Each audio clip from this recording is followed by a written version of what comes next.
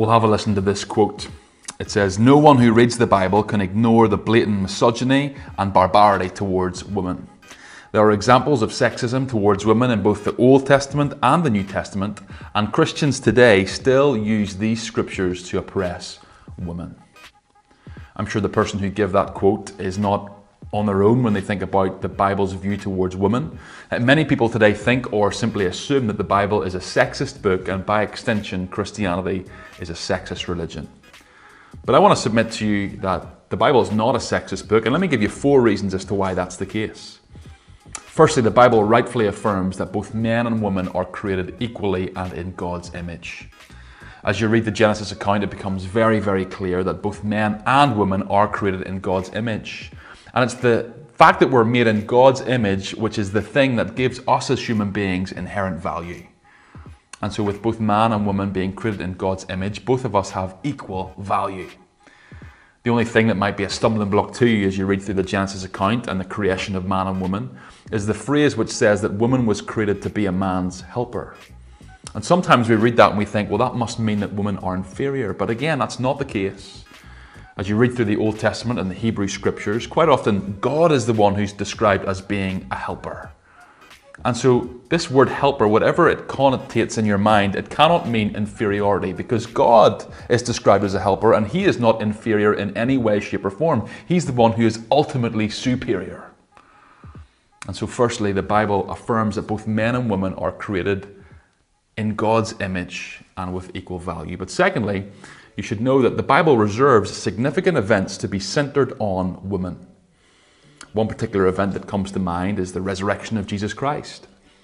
Many have said, rightfully, that the resurrection really is the hinge upon which we can test whether or not Christianity is really true. The Apostle Paul himself, one of the New Testament authors, said that if the resurrection is false, we as Christians are those more than anyone without hope. And so Christianity really rises or falls on the truth of the resurrection. Yet who were the primary recipients of the news of the empty tomb? Who were the first eyewitnesses to the empty tomb which validated that Jesus really had risen from the dead? It was a bunch of women. And so if the Bible suppressed women to such a degree, if it really was a sexist book, why would God choose to reveal this groundbreaking truth, the very truth upon which Christianity hinges? Why would he reveal that to a bunch of women? He wouldn't.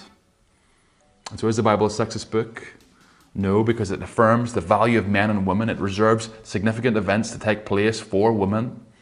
And thirdly, it actually rebukes the sexist culture that it was written to.